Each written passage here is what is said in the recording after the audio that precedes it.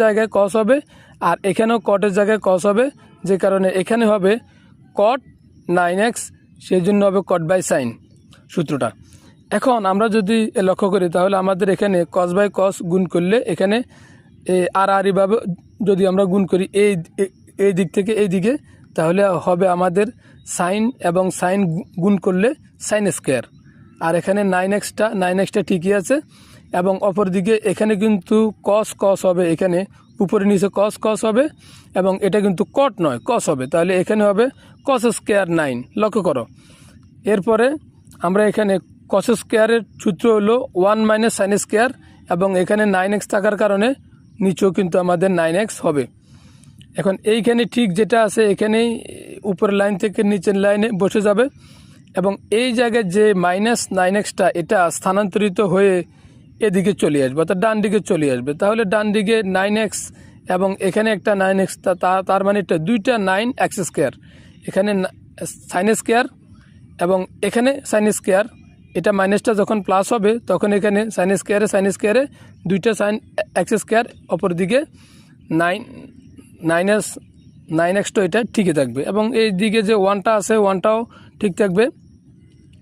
তো এখানে আমাদের যে 2টা রয়েছে, 2টা গুণের সম্পর্ক, এদিকে চলে আসলে ভাগের সম্পর্ক হবে, এটা আমরা জানি, নতুন নিয়ম নয়। এবং সাইন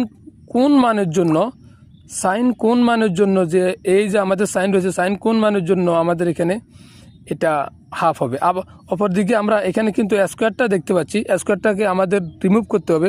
কিভাবে রিমুভ করে আমরা বর্গমূল দিব এদিকে এবং এদিকে।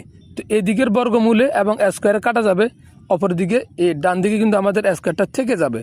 তো আমরা যদি কোনো এখানে লক্ষ্য করি তাহলে আমাদের এখানে সাইনটা থাকবে, স্কোয়ারটা চলে যাবে, এবং এখানে রুট ওভারটা থাকবে। তাহলে সাইন কোন মানের জন্য 1/√2 মানটা হবে? আমরা জানি সাইন 45 ডিগ্রির মান 1/√2।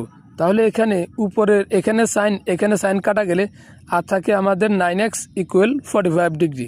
তাহলে আমরা ঠিক সেটাই লিখব যে 9x ইকুয়াল 45 ডিগ্রি। লক্ষ্য করো, 9x ইকুয়াল 45 ডিগ্রি লিখলাম, এবং এখানে আমাদের যে এক্সটা রয়েছে, এই জায়গায় যে এক্সটা রয়েছে সেটার সাথে 9-এর গুণের সম্পর্ক, এবং এদিকে আসলে ভাগের সম্পর্ক হবে, নিচে চলে যাবে। এবং যদি আমরা 45কে 9 দ্বারা ভাগ করি তাহলে আমাদের হবে 5 নং 45। তো এখানে x ইকুয়াল 5 ডিগ্রি, তাহলে x এর মান দাঁড়াচ্ছে এখানে 5 ডিগ্রি। এখন খ অংশটা আমরা যদি একটু এক নজরে লক্ষ্য করি, প্রশ্নটা হচ্ছে যে cosec square B minus sec square B